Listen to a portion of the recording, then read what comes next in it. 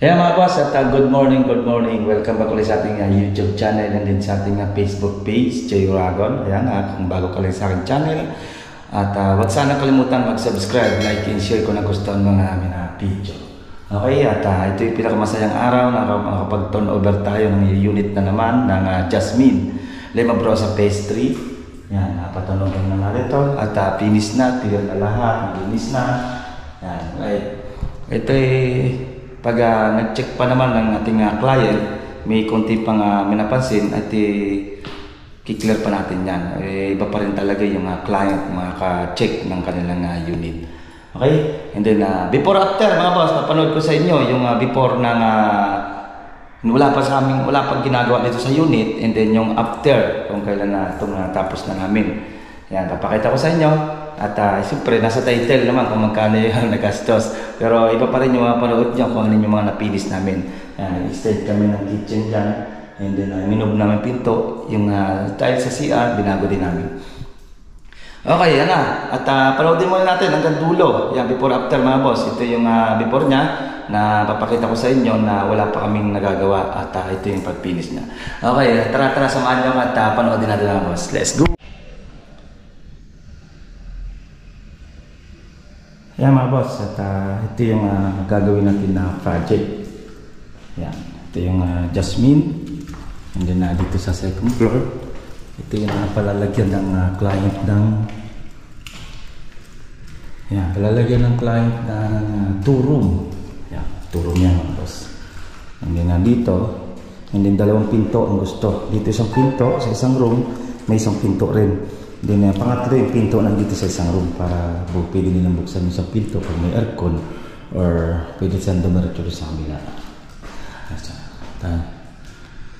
Yan, Jasmine ng Limabrosa Phase 3. Yan, at Block 20. Okay? Yan.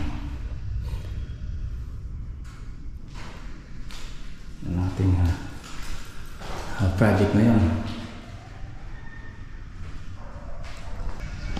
Ito na yung mga boss yung finish project natin na uli. Yan. At yung garahe nya, tinatanggal natin yung maraming lupa. Kaya mababa na yan. Hindi na pininturahan na natin yan. And then yung samantalang laundry nila, ito. Yung natin ng gripo. Then ito, hakutin pa to. Yung ating dan, pala. At hakutin na lang naman yan. And then yan, pinabakod na natin yan. Ito yung extend na kitchen. Yan, parang walang nangyari. Yan. Okay? At check naman natin sa interior ng ating finish. Okay. Yun o. Yan, at yung compressor na hakutin na lang naman din naman yan. Yan, malinis o. Iilaw na rin naman tayo dyan. Yan. In-extend nila yung kanilang kitchen. Yan, yung naging bar counter na. And then yung TV console, ginawa na lang natin ng TV console. Okay, yan. At nilaminated natin. Ang finish ito, at semi-gloss na mga boss. Then yung bar counter niya, ayan. Then sa ano niya, yan, cabinet niya ang kulang niya. Yun. Yun.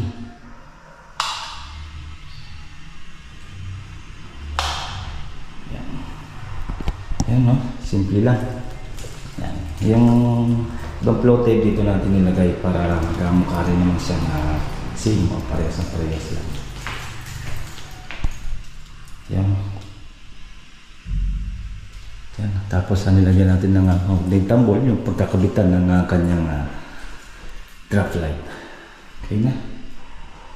Then ito, may tubig na rin. Testing na rin naman yung tubig na. Okay. Yan, ganda ng lababo niya. And then dito, papatong lang ng kalan nila. At may butas naman yung para sa hose nila. Then pag pinalagyan na lang ng cabinet, may ring shoot dito, puputasan na lang naman yan doon. Sa CR naman, ayan. Sa CR, pinalitan din natin ng tiles. CR niya, pero yung toilet tsaka lavatory, same lang din. Yan lang din naman yan. Okay, yan, nakatrap din yan doon. Then yung dating pinto niyan, siyempre nandito yung dating pinto niyan. nilipat na lang natin yung pinto niya dito. Yan. Then naka-PVC panel din. Same din dito sa may kitchen. Hindi na sa living area. Same din ng kanyang PVC panel. Okay. Nasaan natin?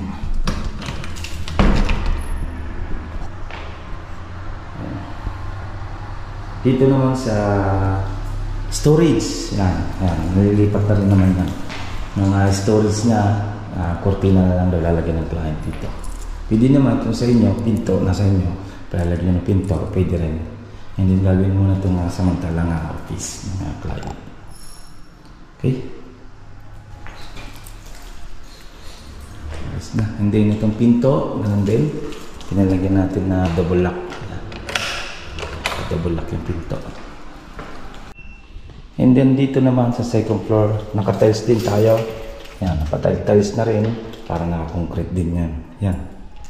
Hindi, naka-tiles na. Yung railings natin, ang finish ng railings natin, caramel brown lang yung mga boss. Yun. Turnover na ito ngayon mga boss. At yung client na lang kung kailan bibisita para ma-check nila ito yung unit. Okay. Drop light. Meron pa tayong drop light. Ayan, drop light tayo. Ayan, may ilaw din tayo dito nilagay sa kanyang hallway. Ayan, dito sa hallway may ilaw din tayo. Naglagay din tayo. Kasi mataas ang roofing nito mga boss. Dito sa master bedroom. Ayan, master bedroom. Naka-strip light at center light lang tayo. At pin light din, meron din. Same din na pin light. Single color din yung pin light niya. Okay? Yan. Ganda ng tiles na combination. Pati yung kanyang wall. Same din. And then finish nito, semi-gloss. At caramel brown yung kanyang hamba. Okay, yan sabi ko may pinto. Yan yung may pinto dito. Lagyan ng client para hindi na sila yung doon sa kabila. Ito naman isang pinto. Dahil din naman ito yung palabas. Dahil maliit pa naman yung kanilang baby. Yung kanilang chikiting. Okay? And then ito siyempre may ilaw din tayo. Tapos ito isang ilaw. Yun. Yan, isang ilaw nila. Okay? Yan ha. Gandang finish.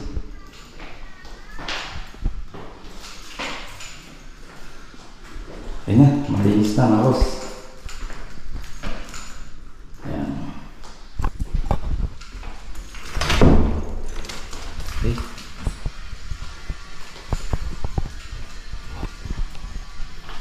Napakaliwalas.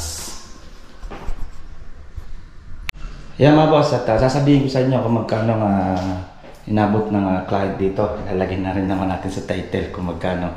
At inabot po ito ng 441,500. Yan, estimate naman po ng client na yun ang nabitawan nila. Kasama po dyan yung mga ilaw, mga tiles, lahat po nakikita nyo dito sa pininis namin. Yan po, kasama po yan, yung mga pininis. Inabot po ng 441,500. Okay?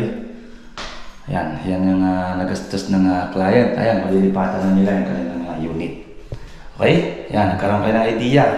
At kung may katanungan, message nyo lang ako sa J. Oragon Vlog. Meron tayong Facebook page. Ito sa YouTube, pwede rin kayo mag-message dyan at nababasa ko rin naman po yan. Okay? Bago ko ibigay yung aking contact na Facebook account. Yan mga boss. At masayang araw. Yan, pinakamasayang araw na nakapag-turnover na naman tayo ng unit ng Jasmine ng Phase 3, Limobrosa Phase 3. Yan, yung masayang araw na finish na naman tayo, nakapag-turnover na naman tayo. And then soon, bubungan na naman ng client dyan. And then palalagyan ng grills. Yan. Hadyan na lang kami gagawa sa garahe. Okay? Ngayon sa roofing, may roofing na namin. Yan. Yan ang na-test naman yan. Wala nang leak yan kasi mula na lumakas na natin mga ulan na nakalipas na buwan o ilang araw o nakalipas na linggo. Na-test na rin naman yan. Okay mga boss, yan ang ating kunting pasilip dito, o yan yung ating papinis na ating jasmine na project. And then maraming salamat ulit sa ating client na si Ma'am at si Sir, na yan, pwede na nilang lipatan yung kanilang unit. Okay na. Hindi, yan, hanggang dito lang mga boss. At next upload ko yung Linnea naman. Si Sun, Linnea naman yung ating turnover. Hinahapit na natin para ma-turnover ng ibang Linnea. And then, may Jasmine pa tayong dalawa. Ang project natin lahat dito sa Lemebrosa, 8 po. 8 project natin dito sa Lemebrosa. Na-turnover na yung dalawang Linnea. Na-turnover na. Ito ang Jasmine. Turnover na din. Bali 5 na lang yung ating project. 3 Linnea at 2 Jasmine pa yung project natin dito. Okay, nandito na lang. Ingat tayo. Maraming salamat sa nakabot ng video dito sa dulo. Kung bago na sa aking channel, huwag sana kalimutan mag-subscribe, like, and share kung nagustuhan mo aking video. Okay, kung may katanungan, message lang po kayo at ingat tayo. Bye-bye.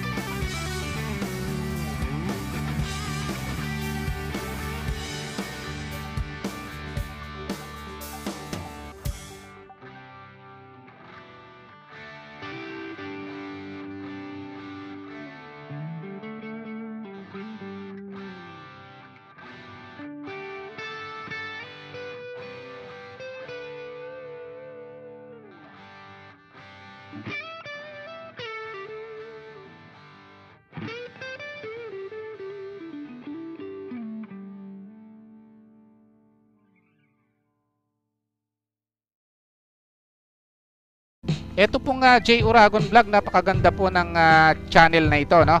Tungkol po ito sa construction. Actual construction po ang channel na ito, no? Pag pinanood nyo po ito, panalo po kayo sa channel na ito. Napakaganda po ng mga video niya. Lalo na pong magaganda, no, yung mga iba't ibang design niya. Kakaiba po yung mga iba't ibang design niya sa mga kisame. Subukan nyo po panoorin J. Uragon Vlog na ito. Matutuwa po kayo pag pinanood nyo po yung mga video niya. Maraming salamat po.